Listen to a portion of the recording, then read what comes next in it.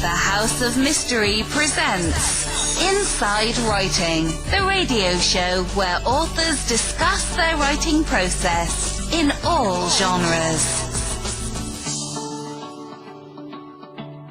Welcome back into the House of Mystery, and of course I'm Al Warren. On the side saddle today, we've got Mr. John Copenhaver.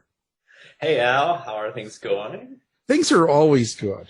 Well, not really. There's terrible behind the scenes, but nobody cares. Here we are. We're having a good time, And remain positive, right? Well, yeah. Just focus on. I'm just focusing on work. I can't even watch the news anymore, and it's just too depressing. So I'm just, just stay on focus and take care of my dogs. They're more important right now.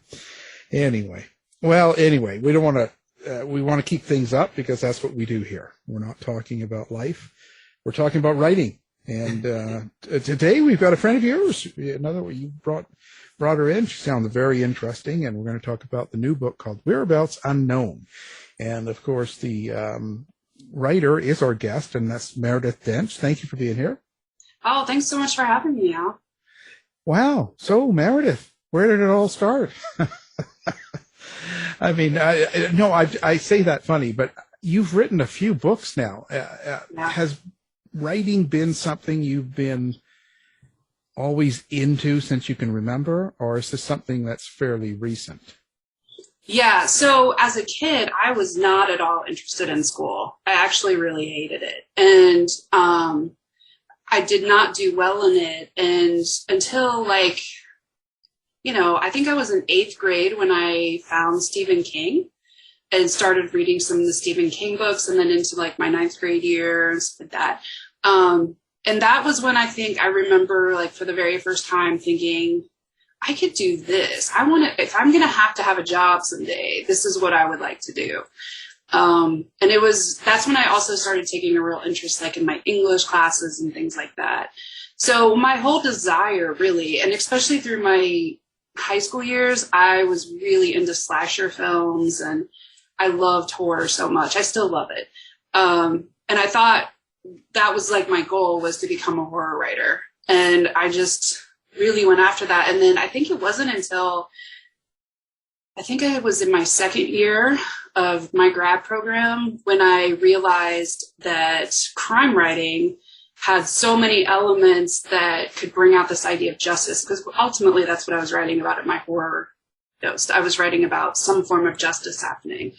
And then I started to realize, I could also write about justice from this angle. And then that clicked, and it just clicked into place for me. And then, now I really can't imagine writing anything else but crime.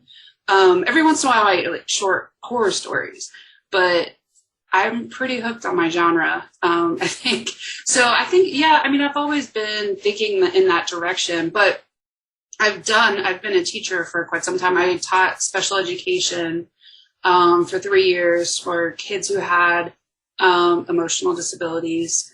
And, pretty much I've just been teaching my whole life. I teach now at the University of Dayton. So I've had other careers, but, writing has always been the mainstay that's kind of been there, that's carried me through. One advantage to crime fiction writers, and I always say this, is that you get to choose the ending. You get to choose how to resolve things and actually get things done, in a sense. When I'm dealing with the real thing, I don't. It is what it is. I can investigate it. I can comment on it, but nowadays that's even a bad thing. But you get to kind of go, well, this isn't right, so I'm going to, you can follow the story through and hopefully have an ending. Is that something that you try to do in your book? Oh, absolutely. I mean, everybody needs some sort of resolution or justice. It might not be what they hoped for, the main characters, or it may not be what society would hope for in terms of some form of a justice, but there is something's happening that's kind of bringing them towards justice in some way, I think. Is that kind of a subtext as well? When you set out to write a novel, I've noticed you've had a series of Luce Hansen Thriller Luce Series. Hansen, yeah. Now, so when you're setting out to write something like that in a series, is it in the back of your mind kind of what you want people to take away from the book, besides the entertainment and all that going on? Yeah, it takes me the longest. So each of the Luce Hansen novels were, I kind of thought of them as sort of like Law and Order episodes. So like the characters continue, but each one has their own crime sort of involved in it. And so the crime sort of fits something that I feel like I have something I want to say something about. Usually that's the way that it comes down to. And so, like in those 3 books, there was something that was bugging me, and it felt like that was a way for me to kind of talk about it, that kind of a thing through that. And so, yeah, the crime is sort of the thing that leads to this hopefully leads to a larger conversation. The first one was the one I spent the most time on because I was learning how to write a novel, but I was writing about an ex-gay ministry. And there were crimes that were sort of filtering, or at least the idea was that they were filtering through this ex-gay ministry. In the end, that wasn't the way that it was really happening once she figured this out. But I really had a lot to say about ex-gay ministries at the time. So I think that that's sort of the way that it sort of works. You get frustrated with the real justice system in the world of legality in the United States, or is there things that you see? Something will come on the news, or some story will come on, or some crime will happen, and how it turns out isn't very good in your eyes, and you get frustrated and incorporate that then, or is that sort of the initiator? Absolutely. I've been teaching, so I teach at the University of Dayton, and for the last 10 years, I've been teaching American prison literature and culture class, where we've looked at a lot of different prison narratives and looked at some current cases and some past cases, and God, it's infuriating sometimes to look at those. I mean, it's just unbelievable to listen to what people have written, their narratives of what has happened to them in prison, and there's been no real justice that's been brought for them, right? But then also the cases are infuriating too to read when there's not been justice that's been brought for them. And I do think that a lot of those narratives that we read sort of filter, they just keep moving in the back of my head and ultimately sort of become a crime. I'd never take a crime for any of my books that is like ripped from the headlines type of a thing that follows a crime completely. But it's usually 2 or 3 different ones that are sort of melded together. That's, things that really bother me from different crimes that sort of fit together. If that makes any sense. Oh, yeah, sure. I mean, they kind of tie together in a sense. So do you have an opinion on the justice system? Is that sort of are you kind of hoping that it changes or it gets in a better situation, let's just say, than it is now? Yeah, so I'm currently my newer work is going to hopefully work a little bit more with our current with the prison system itself. I have a lot to say about that, but I think that the books that I've written haven't gotten there yet. Those have more to do with capturing people who are, committing crimes and doing things that are damaging to society and all of that kind of stuff like that. But I have lots to say about the prison system. I'm sure you do too, after writing all these true crime books, right?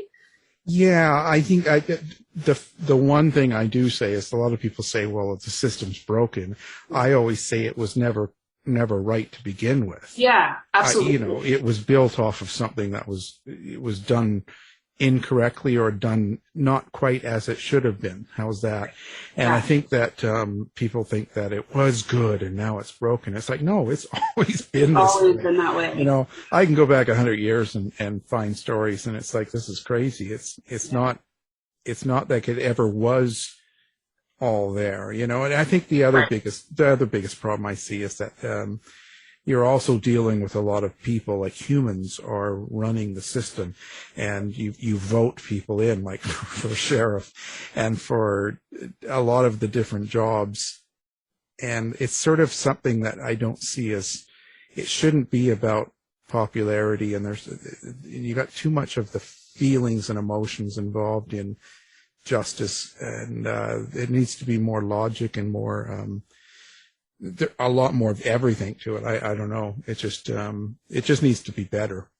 Yeah, absolutely. Yeah, and that's what I hope that my upcoming works maybe will deal with a little bit more. I have this idea for kind of doing like a series of short essays that maybe might eventually pull into a book of some kind. So. Yeah, it's always good to delve in. I always find that I learn something new each time I go through a case. I'm sure it changes me, more after the fact than during. You don't notice it until later. Did you get that same feeling when you do even the crime fictions? Yeah, absolutely. Because you spend so much time with, with your characters and even though I'm not writing usually from their point of view, I'm writing from a different character's point of view. I'm still spending so much time with them that it definitely infiltrates inside me. And then I definitely need like this period of time after drafts to just sort of decompress a little bit and get away from that. I am definitely someone who tends to look at things like, the glass is half empty type of a deal. And so it can really pull me down into a depression if I'm not careful. I love those rabbit holes, but wow, they can sometimes be rough emotionally. Both of you write about serial killers in different ways, and I tangentially, so it's dark stuff. I've always wondered, whether it's fiction and I'm thinking like fiction that's attempting to be realistic about serial killers, not sort of bananas stuff, but like, and of course, true crime. It's got to be a lot to kind of tow emotionally. You find that is? Yeah, I definitely do. I mean, it's a whole different mindset to think about, especially since serial killers, the majority of them are incredibly proud of what they've done. And that's just something that doesn't even make sense to me, really. So it's so hard to like even put yourself into that mind frame. I think they see the world differently than we do. Yeah. I used to get told that as I was younger, that I just see things differently, and that stayed with me because when someone sees things in a totally different light or frame, and they see something, like you look at something and see it one way and they see it as something maybe scary or something bad, and they live with that, then they think they're doing the right thing. So in their world, they're the good guy. It's hard. Right. What I do is I jump back to, like, I've done a couple of old histories from 100 years ago where I don't get emotionally involved, because after I did that last one, Murder Times 6, you're very involved. I mean, with all the remaining members of the family, with the killer, with his new wife, with the police, like, you're so involved for a period of time that's when you get really emotional or depressed. Yeah. So I've got to go to out of touch crimes like 100 years ago. That's personally. So I was really excited to see that you wrote about Russell Williams. I thought that was an amazing case in Canada. Did you get to meet him? Yeah, and that book, that was the very first book I ever wrote. But yeah, it's quite a case. It is quite a case. I can't say enough about it. It's and it's never ending. It's still going on. That's amazing. Amazing. But so that's what, when I was talking about the character, like if you talk about Russell Williams, so I go meet him and talk to his wife, and you get to all the details about a person, and you try to focus in and make people understand who this guy was as best you can. And same as I spend a lot of time with the convicting cop. You, in your new book, Whereabouts Unknown. Okay, so I love the title, first of all. It's one of those, it will always make me stop when I see something like that. Because it could be a lot of different things. I like it. And Theodora Madsen, like, that's your main character, and she's a homicide detective and that. So how do you create that kind of a character? You see, because I go out and meet them, and I get to know who that character is. But you, are you doing the same thing? Do you kind of search out people that are in that kind of job, or do you just make it up in your brain, or what goes on? No, and so I have I did a lot of interviews for the Luce Hansen series of detectives and people who are working in law enforcement. But she actually worked for the Ohio Bureau of Criminal Investigation, which was sort of like the FBI of Ohio. And so I was able to go and tour that facility and sort of hear some of the stories about people who are working there and that kind of a thing.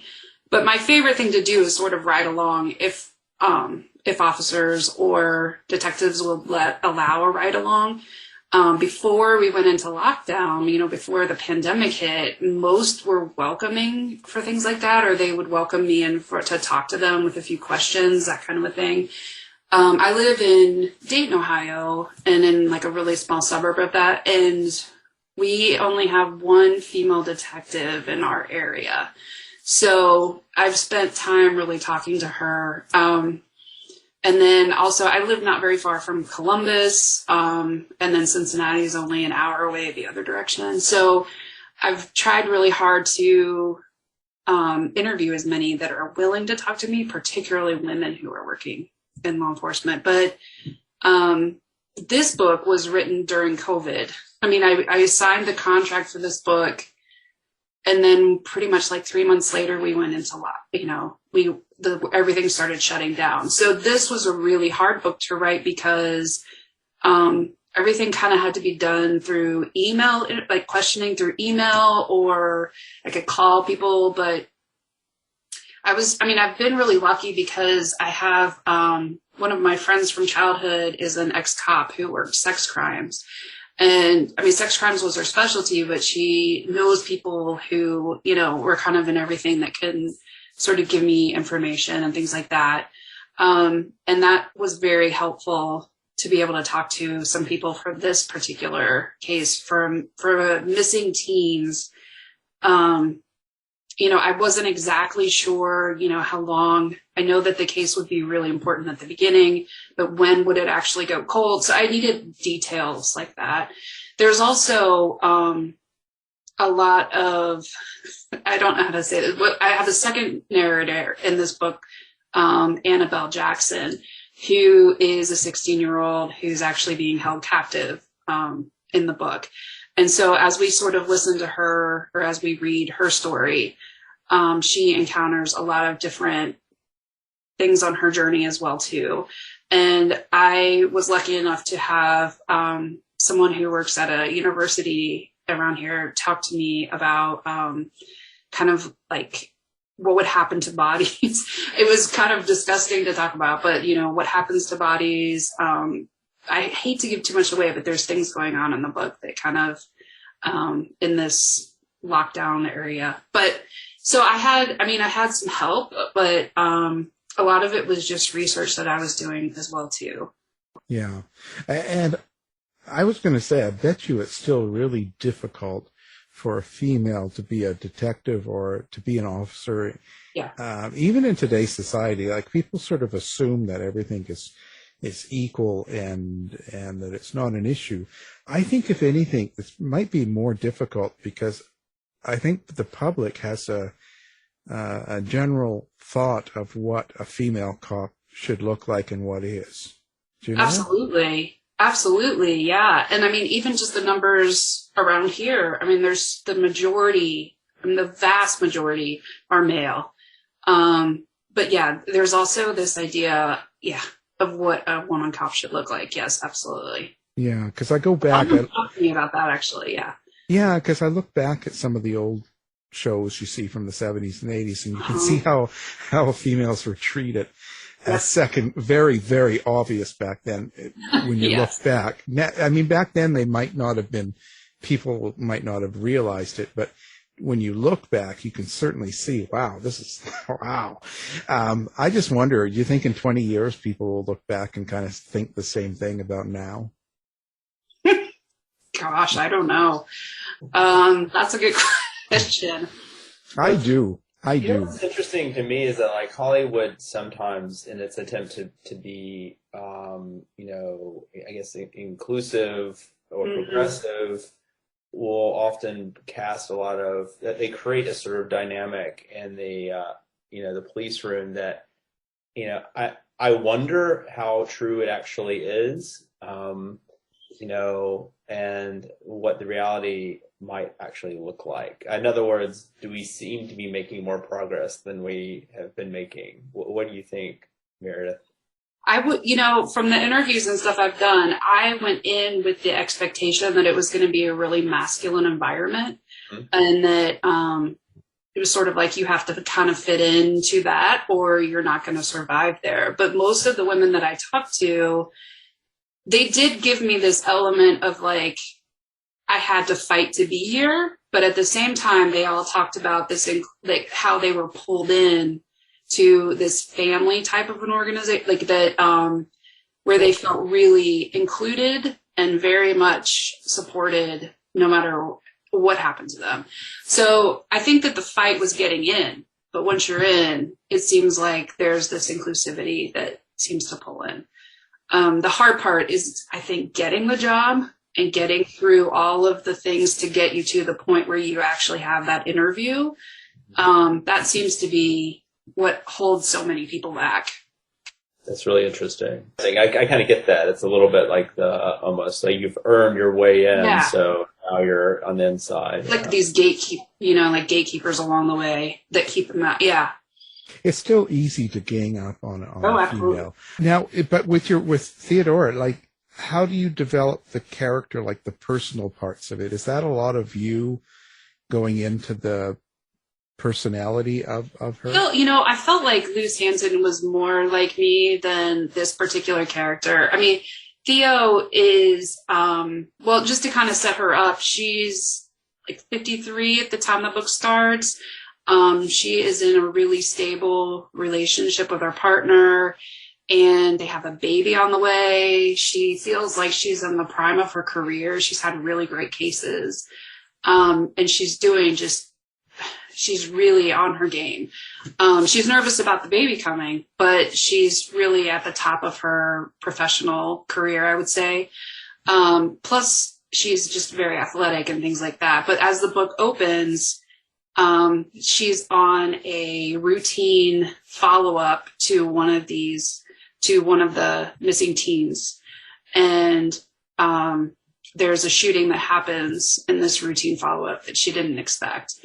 So there's a question about pretty much throughout the whole book. It's pretty unsure whether she's ever going to be able to recover completely or even enough that she can keep her job. And so there are elements about her that are like me. I mean, I have never had a physical temporary disability or a permanent one. But I do have an autoimmune disorder. So my second character, Annabelle, also struggles with an autoimmune disorder.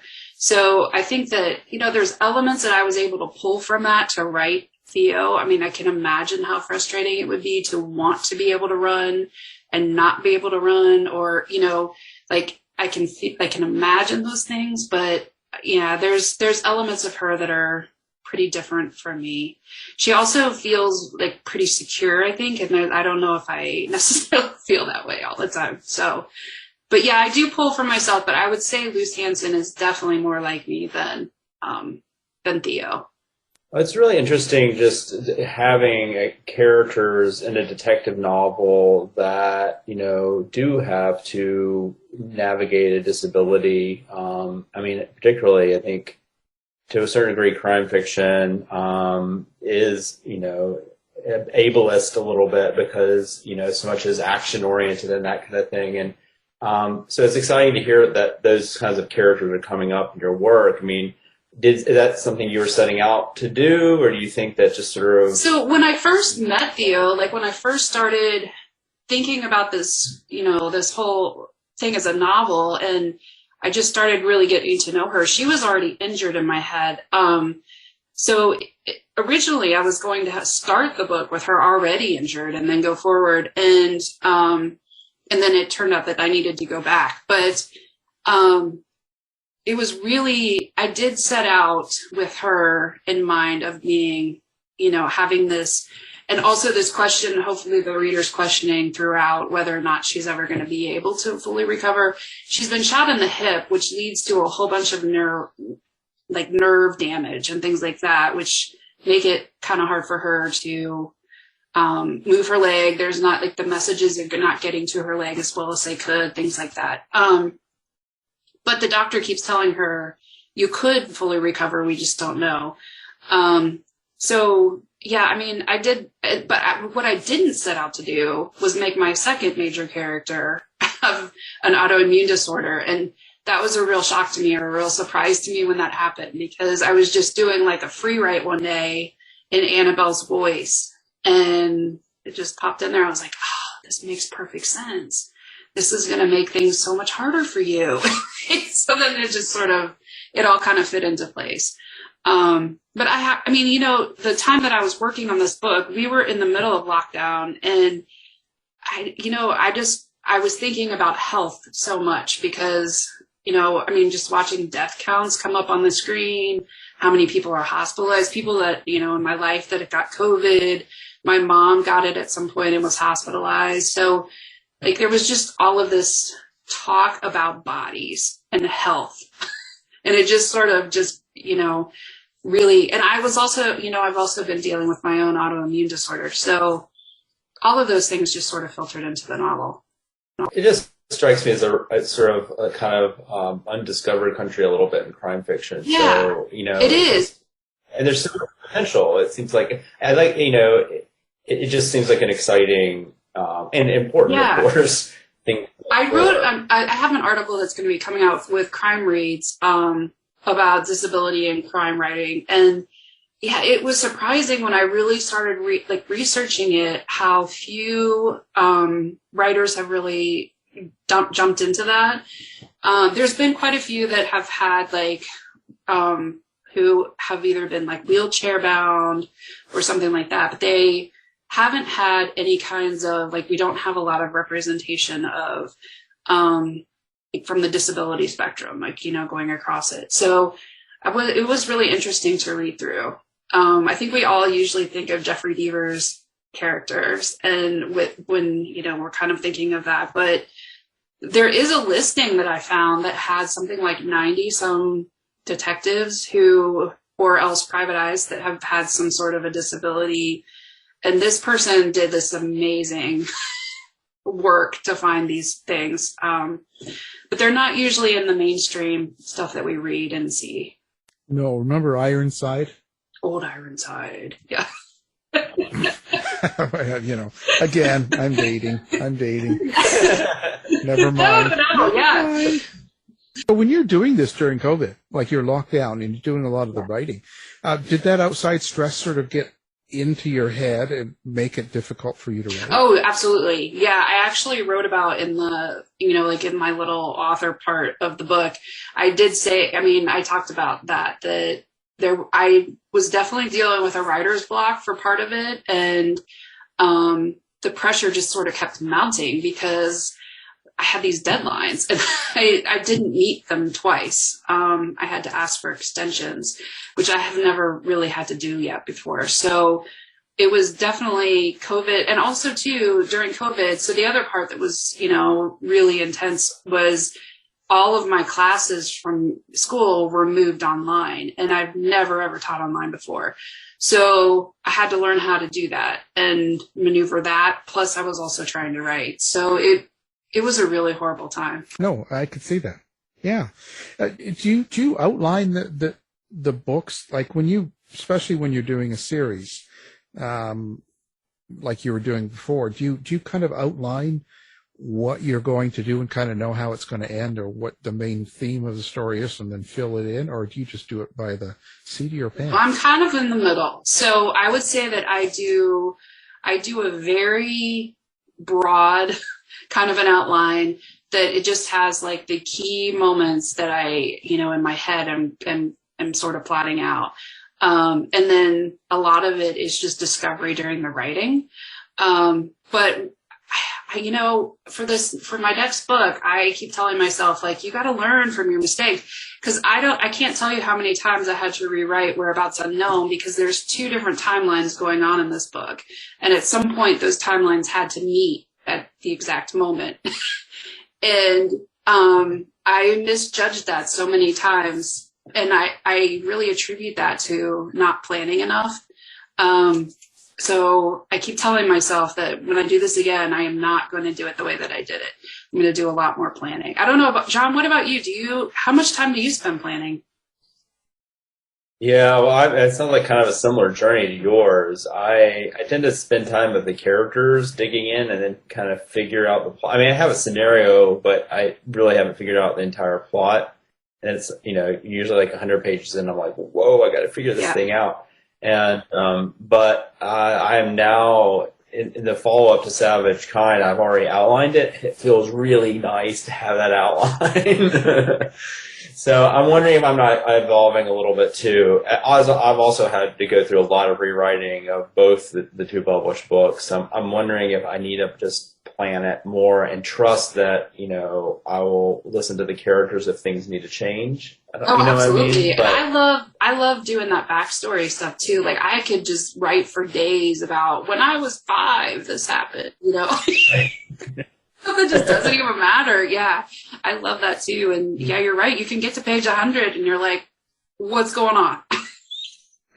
Right, how's this going to work out? Depends on how many cocktails John has. I know. The plot gets smoothed out with a few cocktails, at least in my head. Things start getting right. And he has got, it's all good, So each book stands alone in your series. Yes, it does. The main detective, or the main, Luce Hansen, and there's usually, I think there's 2 others that mostly carry over, but everything else, the whole case is a new case. Yeah. On with the new book, are you going to make that a series too, or you're not sure? I have thoughts about that. I would like to eventually, I think. I'd really love to write a book that, where my 2, where Theo Madsen and Luce meet up in some way, which I think could be very realistic, because one's a detective in the state of Ohio and one works for the Ohio Bureau of Criminal Investigation. I think that there's a way that I could maybe pull them together. I don't know. They're in 2 very different worlds, but I wonder if I could pull it. It's just something I've been thinking about. So, sure, just have a few cocktails. Anything works the more you drink, right? I mean, it can work. We can make that happen, I'm just saying, you can use my ideas. They're always good. Never worry. I wonder, but, so when you say, listen to my characters and stuff, so what's your relationship with your characters? And I say that coming from a nonfiction writer who doesn't have characters. I don't hear things in my head. They don't talk to me unless I'm in front of them. So explain that to someone that's a nonfiction writer. Yeah, I definitely hear them. I don't go as far as seeing them. I've heard of some writers have talked to me when we've talked about it, of actually like seeing them as if they're people who are in the room with them. I don't go that far, though I do have really good ideas about what they look like. It's more that I just hear them kind of like telling me, here's what happens, and that kind of a thing like that. And it does feel like you're like sort of trying on voices or something. And then once you hit the right one, that one stays with you. And so I've had dreams about my characters before when I've been working on them, particularly Luce Hansen, because I worked with her for so long. But it's more just like hearing the way that they talk, the things that they might say, the way they might describe, a situation that I'm writing about. What about you, John? Yeah, it's so when I was thinking about that, I was like, if one of my characters walked through the door, I would scream. Like, I do not see my characters. I feel like it's more like drag, really. I feel like I kind of put my character on to write. Oh, yeah, that's a good way to say it. So that's kind of really what it is for me. I mean, certainly my point of view characters, I should say. I don't necessarily think it's true for all the characters that I write, but my point of view characters, it's more like they're part of me that gets to sort of step forward and speak, and then they go back. But if they were separate from me and I suddenly saw them, I think that would be really scary too. I can't imagine. No, go back. I can't imagine, like, you know, some entity like sitting in the room with you while you're writing. It would just be, yeah. But hey, if it works for you, I'm for it. Is whatever the muses do, you know, I'm here for it. Just don't tell you to drive off. No, they do not. They do not. But I was going to ask you, Alan, when you're writing, do you hear the real voices in your head? No. Actually things that they've said, or like when you've done interviews and stuff with these people? No. Okay. No, I'm an unusual character, so I'm more involved in how people are living throughout the whole crime and afterwards, and so it's not always, I'm not really hearing them, so to speak. It's not the same. I don't think anyway. I don't think it's a relationship, if that makes sense. Yeah, where I do kind of feel like I have a relationship with my characters. Yeah, you both, because even John, like when you're both talking, you guys have, you know, my characters tell me this and that, and they, I know this is right, or stuff like, you kind of get, it's almost like you have a relationship. Yeah. You know. Really creepy, kind of, the way we're talking about it. Yeah, well, it is, you know, that's why I do bring this up a lot of times when I'm interviewing people, because I think that it's important that, because a lot of people that listen are not writers, and they don't know this, and this probably sounds weird to them, so it's always good to kind of hash it out a little bit so they hopefully can understand that you're not totally insane. Momentary insanity, but not full-fledged. How do you describe your characters then? I say that in the terms of a lot of writers will say it's like my children, my family, my friends. They have all these descriptions. What's your description? So I would say that Theo feels like an older sister. That's how I would describe Theo. Like an older sister that sort of kind of that I would want to be like. She's a really strong character. And so I find myself feeling like, I wish I could be as strong as her or something. So it kind of feels like that relationship of like looking up to an older sibling, like wanting to be a little bit like your older siblings type of a deal. That's how I would describe it. How do you like interaction with readers now and with social media and stuff? Are you a social media fan? Well, I try really hard to be engaged on social media. I think it can be really draining for me. And I feel like I have to post like 3 times this week, and, you know, or I try to like set goals for myself like that, but it can be really, really draining to me. So I wouldn't say I'm a real big fan of it, but at the same time, I also recognize in our current day, like how else do books, you know, and movies and things like that get advertised? Like it's a necessary evil, but I'm not totally convinced. Like I haven't jumped on the TikTok wagon, and so when we're trying that, and like I just have not gotten there yet. So yeah, but I do really love to hear from readers. That's one of my favorite things. And so it seems like most of them, don't realize they go to social media first, rather than like going to your website and sending a message through the website. So that's another reason why I really want to keep all my social media going, because I really like to be able to be accessible like that.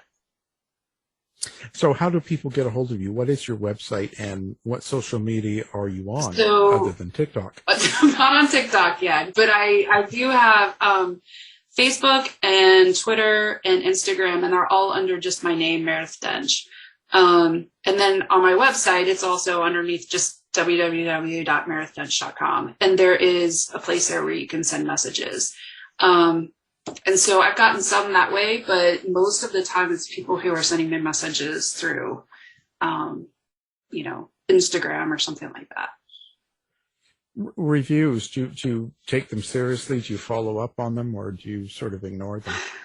Well, I think they're important to.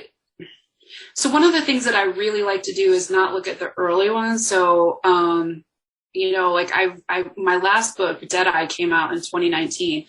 And so like in 2020, around there, like that's when I was looking at the reviews. And what I was trying to do was to find if there was a thread through most of them, like something that was standing out through many of them.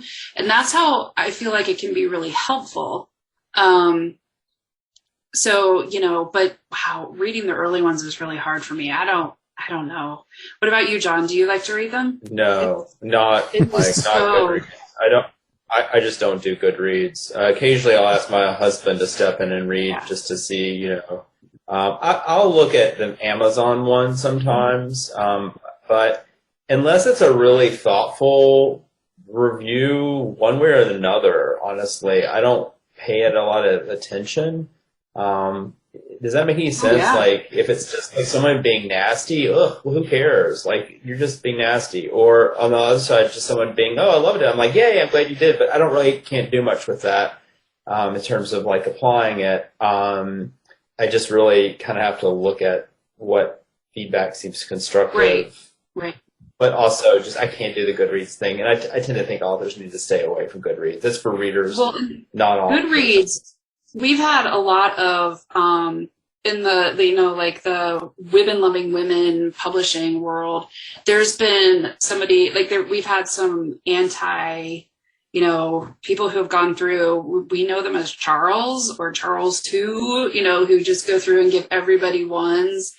And, just stuff like that. Just that it just seems so arbitrary in Goodreads sometimes, Yeah, people even will give you a 1-star just to mark it or something. Like it's not even a review in their head. I'm like, they're just don't know how to use Goodreads. Right. I mean, it's like, this is just nuts. Like, I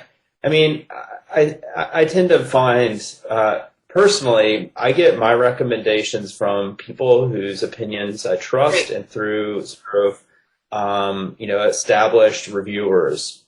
I don't know if it's too bold to suggest that maybe others should look in those areas as well to get the recommendations. But I guess what I'm saying is I'm suspicious that crowdsourcing is really useful in terms of finding both a match for your interests and for quality. Mm-hmm. I mean, look at society, right? They'll like things that are really bad, I don't know how I'm saying it, but like McDonald's sells more burgers than anybody. It's not the best, right? And I mean that with the most love. Well, and also you maybe just you're looking for a McDonald's hamburger, and so that's what It's just that I'm not necessarily looking for that, and others may not either. So, but if you're only being sort of offered a McDonald's hamburger and you're not looking beyond that to realize there may be something you want more, then, essentially you're getting just one thing, and it's not, I think that's where it kind of breaks down a bit.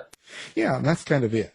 It's all, did you take people that you've met that you don't like, or people that say bad things about you, and you put them in your books and kill them? I really don't. I don't usually spend much time doing that.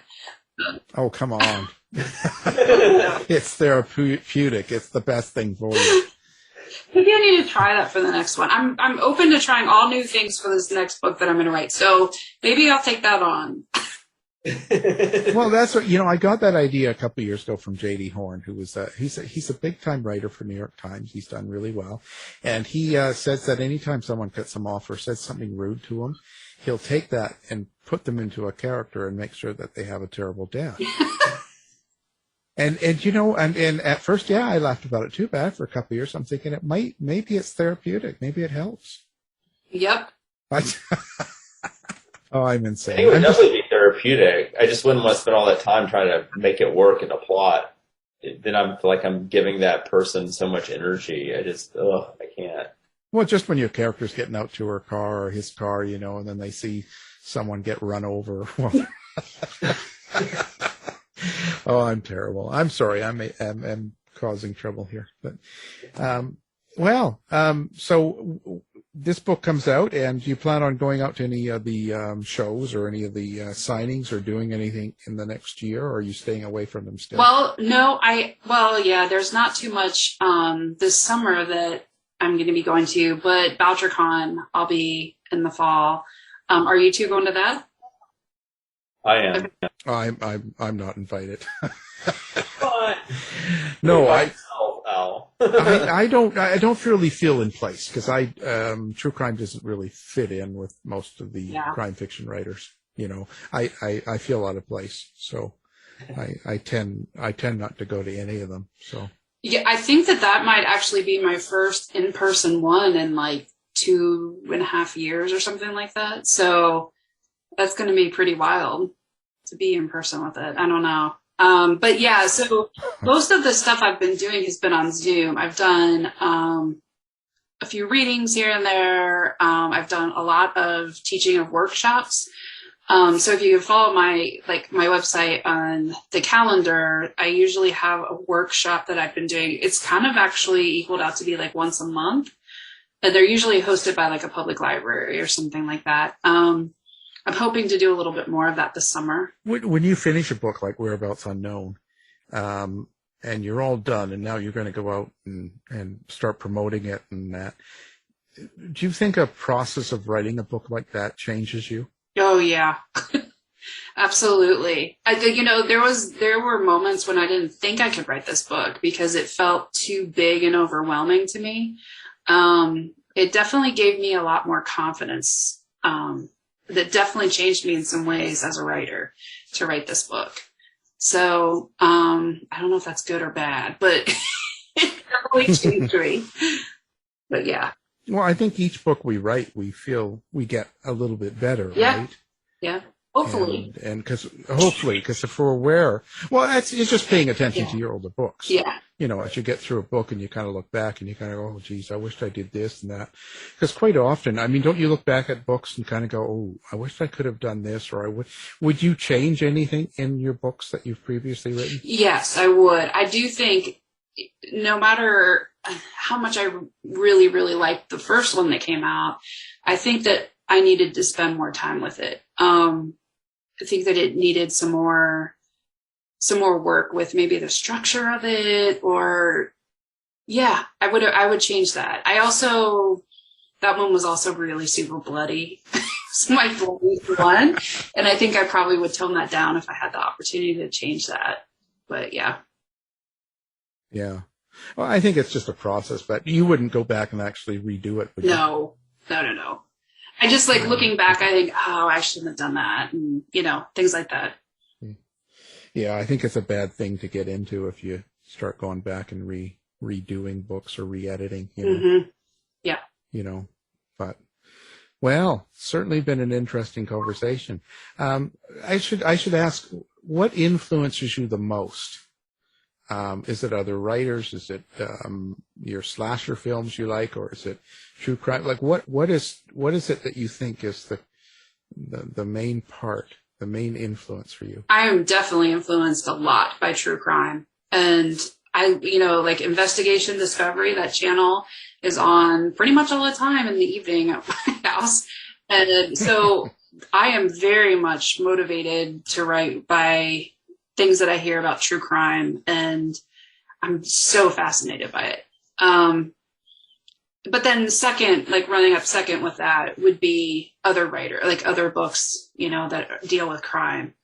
But I would say first, and really holding that first space, would be true crime. Who's the person you rely on most when you to read the book before you publish it?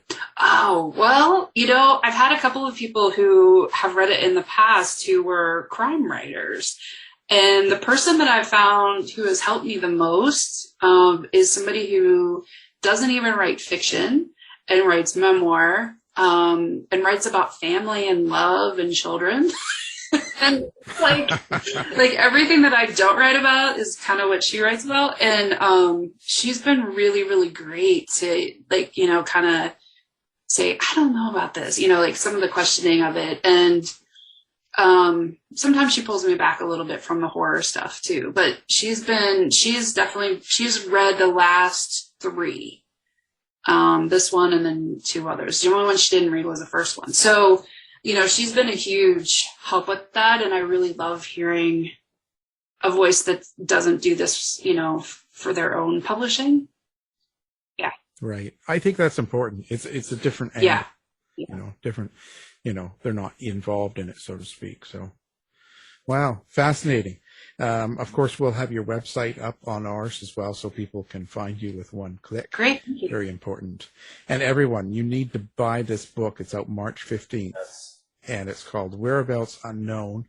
The author is Meredith Doench, and she's been our guest. Thank you for being here. Thanks so much for having me. Get the latest news and opinions from Eric Shapiro from the House of Mystery website in the Shapiro Report.